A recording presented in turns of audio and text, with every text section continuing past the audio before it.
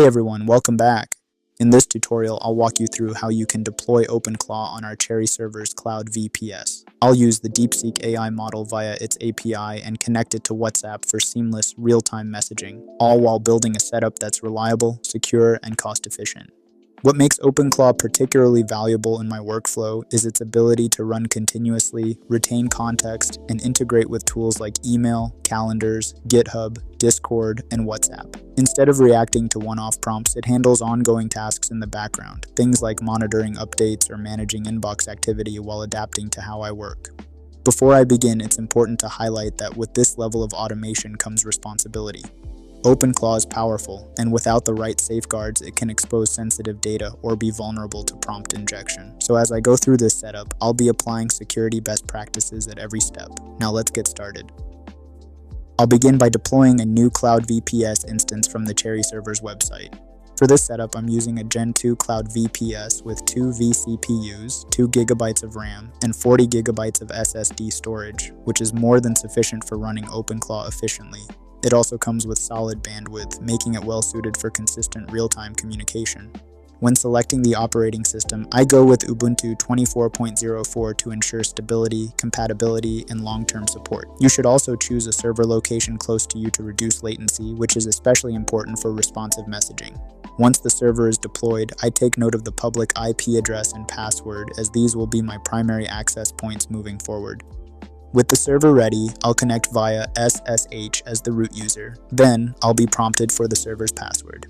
Now that I'm logged in, the first thing I'll do is to create a new user, in this case, demo user, and assign it sudo privileges. This is a critical step because running services as root increases the risk surface significantly. Once I'm working within the new user account, I move on to securing the server. I begin by updating all system packages so that I'm working with the latest security patches. Then I install essential tools, curl for fetching external resources, UFW for managing firewall rules, and tmux to maintain persistent sessions. After that, I configure the firewall to allow only SSH connections. This ensures that unnecessary ports are closed off, reducing exposure to external threats right from the start. With the server secured, I proceed to install OpenClaw. This command automatically downloads the official installer and sets up everything. It detects that I'm on Linux, installs Node.js if needed, and then installs the latest version of OpenClaw via npm. I then select the Quick Start option to keep the setup straightforward. During the configuration step, I choose Google as the provider since I'll be using Gemini as my AI model, and then I enter my API key. For the model itself, I stick with the default option, Gemini 3.1 Pro Preview. Next, I connect OpenClaw to WhatsApp. To do this, I scan the QR code so that my AI agent is linked to my WhatsApp number. For security reasons, I recommend using a secondary number dedicated to automation workflows. Once connected, it's added to my configuration. This enables OpenClaw to send and receive messages directly through WhatsApp, turning it into a fully interactive interface for my agent.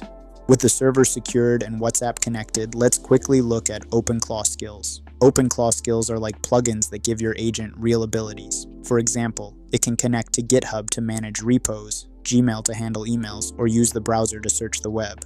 For this demo, I'm skipping it for now, but these skills turn your AI from just talking into actually doing useful work. After skills, we have hooks. Hooks let you automate actions whenever the agent does something.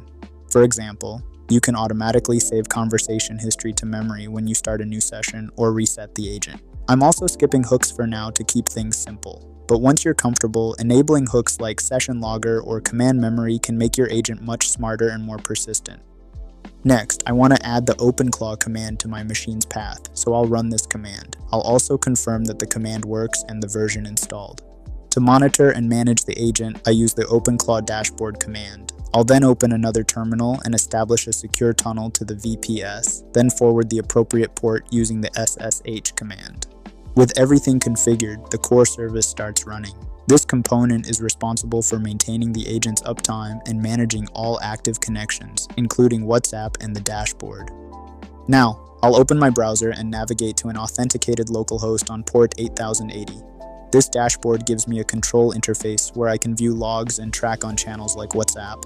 I'll also confirm the system health in the Overview tab, which shows that my AI agent is okay.